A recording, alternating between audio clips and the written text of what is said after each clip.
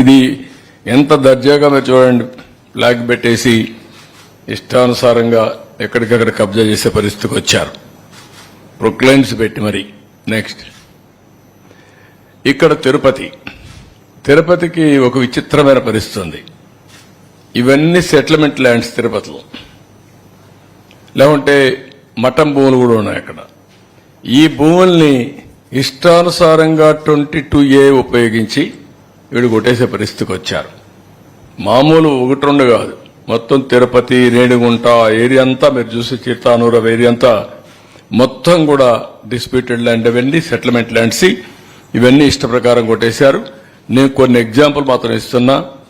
4.5 ఎకరాలు కాలువపురంబోక్ చిత్తానూరులో, తిరుపతి రూరల్ మండలం. ఇంకొక పక్కన 27.14 ఎకరాలు గవర్నమెంట్ ల్యాండ్ మంగళం, తిరుపతి అర్బన్. 3.3 ఎకరాలు కుంటపరంబోక్ ఇన్ దామినేడు, తిరుపతి రూరల్ మండలం.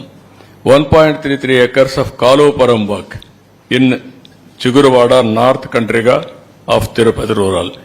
12.69 ఎకరాలు land ceiling government land in Surappa Kasam, Renigunta మండలం. 15.28 ఎకరాలు చెరువు ఇన్ కోట్ర మంగళం ఆఫ్ రేణిగుంట మండలం. 7.98 ఎకరాలు ఇది దుర్గ సముద్రం విలేజ్. ఇవన్నీ మీరు చూస్తే దేన్ని వదిలిపెట్టలేదు వీళ్ళు. కాలువపురంబోక్ వదిలిపెట్టలేదు, ప్రభుత్వ భూములు వదిలిపెట్టలేదు, కుంటపరంబోక్ వదిలిపెట్టలేదు, కడాన ల్యాండ్ సీలింగ్ భూమిని ఉడగొట్టేసే పరిస్థితికి వచ్చారు. అన్నిటికేంటి 22A.